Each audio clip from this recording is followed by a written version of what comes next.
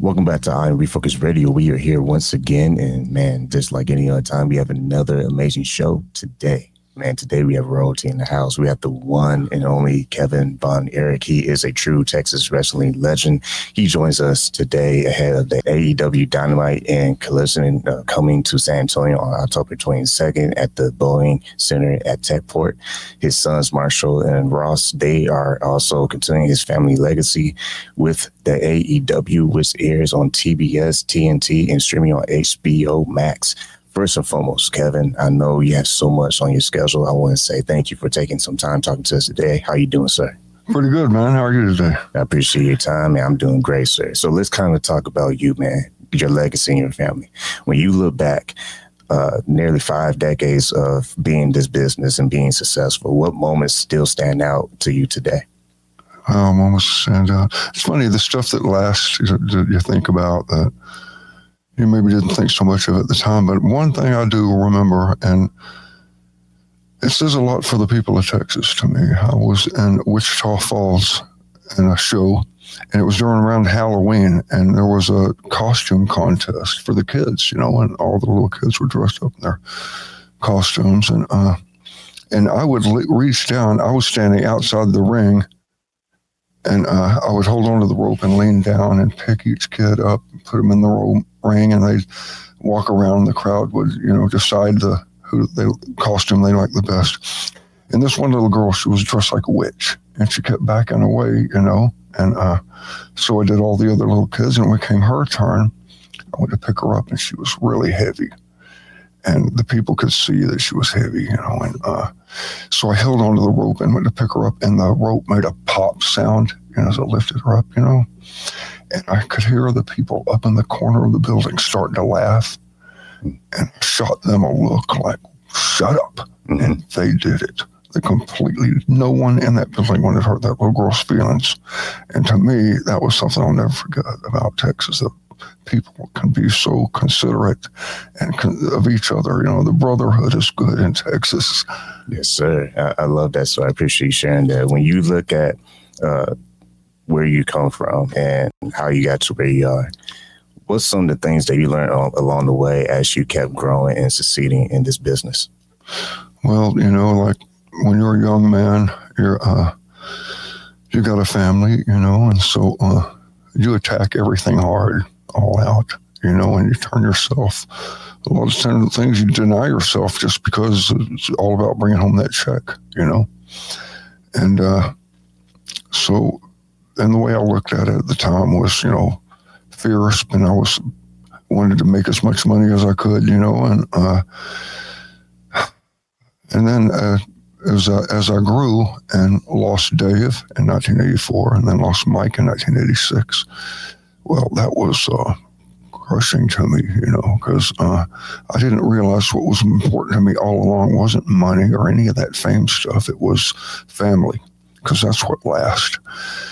And so I guess after losing Dave and then Mike, after hearing about Dave that early that morning, it shook me, man. I never really got over that.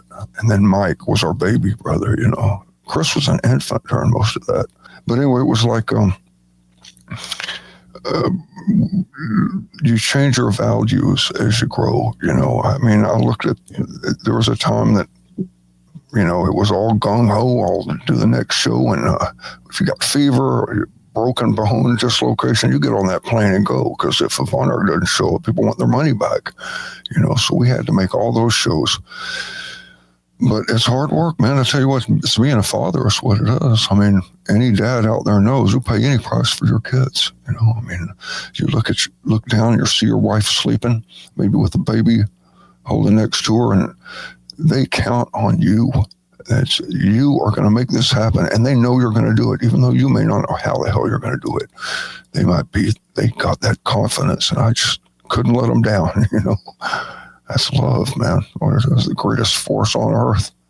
Makes us do what we do. That is real true. Love is everything. Once again, tuning into Army Focus Radio, talking to the one and only true Texas wrestling legend, Kevin Von Erich, just ahead of AEW Dynamite and Collision coming to San Antonio on October 22nd at the Boeing Center at TechPort. I want to talk about your sons. What advice do you give to them balancing fame and understanding the pressure, and what purpose involves in understanding how that balances out? Well, I'm glad you asked me that, because I remember my dad saying to me, Kev, you don't want to do this for a living. Look how I walk, look how crippled up I am. And no matter what he said, I always admired him, and I wanted to do like he did. Because I was in Hawaii with my boys. We'd been spearfishing, and we had a lot of lobster and coming out of the water, but I couldn't look around underwater. My neck is stiff, my back's stiff, and getting where I do it less and less. But I said, you guys don't want to be like me. You don't want to be like this. And they said the same thing I said to my dad. Yes, sir, Dad, whatever you say. But that is what they pursued. They went to Japan, and in Japan, to be a young boy in the business is like torture. I mean, you do 1,000 sit-ups, 1,000 push-ups, all that a day, but you also sweep out the building. You bow to everyone. You carry luggage. You build the ring. And then the wrestling starts. It's relentless and ruthless, too. I mean, you see teeth knocked out on the mat, and it's brutal over there in Japan. And I wanted them to tell me, we don't want to do this. They didn't. They loved it, and the Japanese loved them. And so it's kind of like the same with me. I didn't know I wanted to do it make a living at it, but when I saw the money, I've been a fool to turn that down. And it's like my sons, they're in demand, and this show they're with, this AEW, it is kind of like burst out from the pack. It is the leader. Now, I look at these guys, and they do not waste motion. They're fluid, they're decisive, they move right, quick, and their counters and reversals are instantaneous to them, and they're professionals. And the day I did it, we were pretty shady characters. Not my brothers and me, to tell the truth. We worked hard, it was all about getting better every day, but there are no drugs in the wrestling business today. The wrestlers are hard workers. They're guys that are right out of college or the NFL, and they don't want to waste any time. They want to do their very best. And so it's a new world today, and the wrestling is showing it too, because some of the athletes that we have are remarkable. Really, it's a great day, and I wish my brothers could see this. And when you see your sons step into the ring, do you ever see like a glimpse of your younger self, and how much important is work ethic, especially in today's climate of a lot of people trying to get in the game as well? Well, yeah. It's like anything else, you get out of it what you put into it. And thank goodness for it, too, because if you're a young guy out there, a young football player, wrestler, whatever you're trying to do, basketball, anything, it's all about paying that price, working harder than that other guy's willing to do it. And that's what sets you apart. That's what go to college for free if you play your cards right. Young guys punting the football, you can become experts and get a good job with these things, but it takes devotion, just like anything else. It's hard. While everyone else is resting and laying in bed, you're going to football practice or 2 a days or whatever. It's a hard life, but it's a disciplined life. And the movie, they came out, and they're all kind of people from England, that made the movie, and I didn't ask me a thing. But to them, Texans are rough. They don't spank over there in England or whatever, but in Texas, it's just not that way. My dad raised us with a leather strap across our back, and when we did wrong, we knew it was coming, but we respected him. We did, kids mess up, but he was born about the time of the Depression, and they didn't want their kids to be screw-ups, They want you to be respectable and be respectful to people, and be on time and keep your word. And I think that holds true in Texas. That's kind of like we are here. Yes, sir. My next question is for AEW and the next generation. AEW, like you said earlier, has reignited mainstream excitement in the pro wrestling world. What do you see sets apart AEW from other promotions? They have what world-class wrestling had in my day. What made us, to have the TV rating we did was that we were a lot of young guys, and we were all hungry. And we had an idea of what we wanted to do with our personality or the image we projected. And we let those guys go with that. We let them make their own image. And by doing that, it was organic, it was natural, something they felt with it, and it worked. So we didn't just have a main event that was important to people. It would be the Sunshine and Misty, and it'd be Iceman and Chris Adams or something like that. It was always something, plenty of things to go. There were young guys that were hungry, and I think that's what we have in AEW today. But instead of being like beer drinker, thug type guys, they're hard working athletes, guys that are devoted to the sport and want to they know their reversals, their counters, their takedowns, their submissions, and they all come instantly to them. And it's because to react is to win, and to hesitate is to lose. And my house was full of Vince Lombardi posters when I was a boy, and that's what we did. We wanted to get better every day. We pushed each other. And when people watch the movie and they think that Big Mean Fritz kind of made us all wrestle and money, it was not that way at all. But that's TV land for you. But to each other, we answered for mistakes that we'd make. And my brothers weren't drug people. Like in the last few years of Kerry's life, he was, but not really Mike, and not really Dave either. It was never really that big a thing to us. We did use numbing agents in our knees and back sometimes before shows, but that's a needle in between your joints, and it's really painful, but it's not something that's fun at all, but it's to make you perform better, because we wanted to give our best. And on Monday night when we shot television, we would numb up with Doc would give us the needle in the knee or in the shoulder, kill that pain so we could perform. But that was, like we said, that's being a dad. That's being a father. You'll do anything for those kids, and that's how we all are. We're professional wrestlers, and life is rough, and we're rough. And a lot of people like to watch it. I think it's the truest, most pure form of entertainment. I think, really, I loved it. It was so much fun, so much fun. Once again, listen on Refocus Radio, talking to our special guest today, Kevin Von Erich. And man, I'm telling you, it's a true honor having this amazing interview with him today. My next question is for fans out there who are headed to the Boeing Center on October 22nd. That's tomorrow. We're recording right now, today on October 21st. What do you hope that they can take away from AEW Dynamite and Collision here in San Antonio and look forward to? Well, I think the people in San Antonio, I remember back in the days of Joe and Harry Freeman Coliseum and Hemisphere Arena, where it'd be packed and the sound was incredible. I mean, my ears to this day ring because of the noise. And San Antonio was better in San Antonio than Dallas. Wow. And I think it was the kids, but they were loud, and we loved them. We loved this town. In fact, we used to say, if, one day I'm going to live down here, we have just the clearest rivers in the world.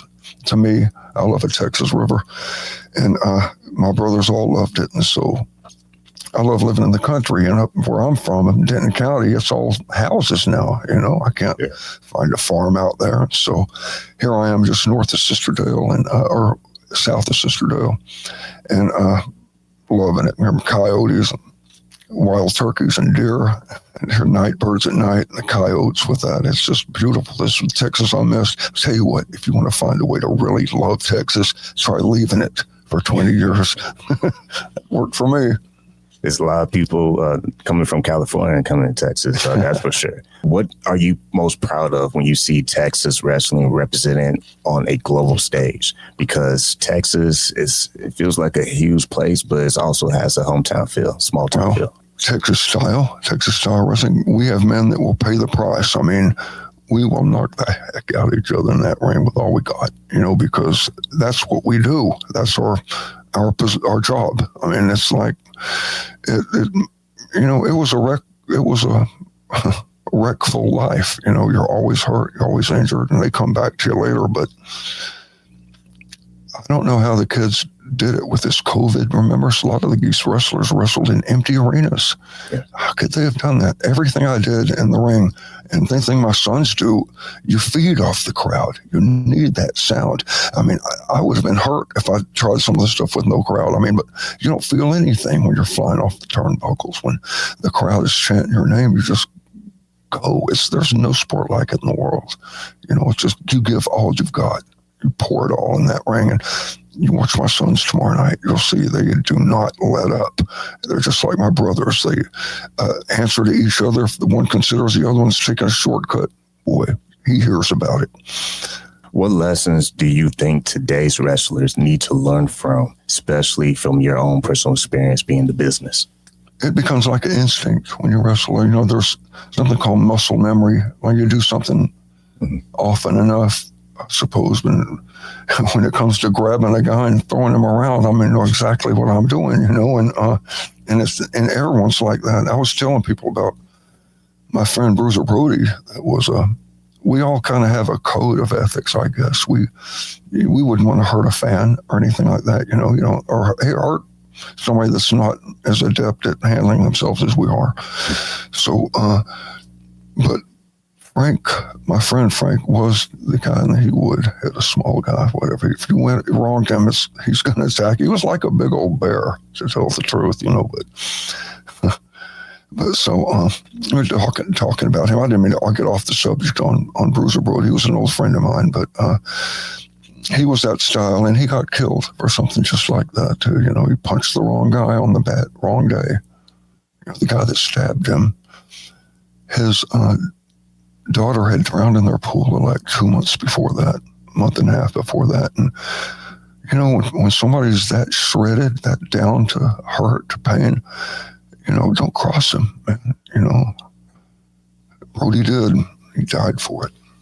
Got time for one more question here. When you think about legacy, we hear that a lot being kind of floated out there, but what does legacy mean to you personally beyond the titles and the fame?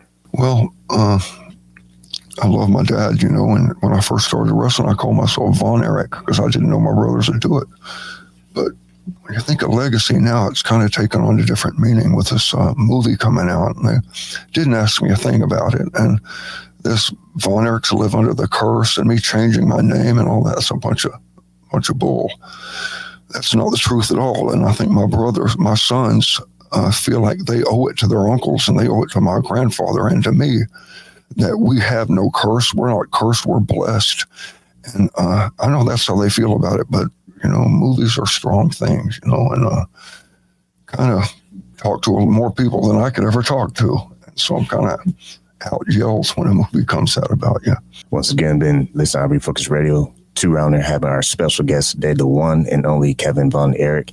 Man, we're just tomorrow. Get ready, San Antonio. AEW Dynamite and Collision coming to San Antonio tomorrow, October 22nd at the Boeing Center at TechPort. I just want to say once again, thank you, Kevin, for your time, because I know you got so much going on in your schedule. Appreciate you blessing the studio today, man. Oh, it's my pleasure. Thank you.